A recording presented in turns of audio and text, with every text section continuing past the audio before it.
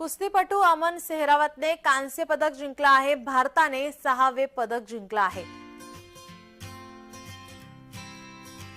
अमन याने पॅरिस मधील ऑलिम्पिक मध्ये आता कांस्य पदक जिंकलं आहे। त्यामुळे भारताकडे आता हे 6वं पदक आलेलं आहे।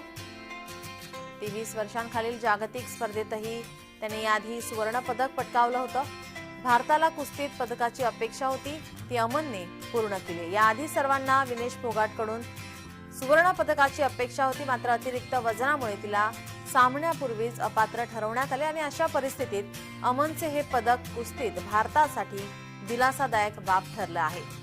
सामन्याच्या शेवटच्या 2 मिनिटात अमनने पोर्तो रिकोच्या कुस्तीपटूवर 8-5 अशी आघाडी घेतली। या दरम्यान क्रूज डॅरियन तोई पूर्णपणे दमलेला दिसला आणि या परिस्थितीमध्ये अशी बनली की त्याला ब्रेक घ्यावा लागला।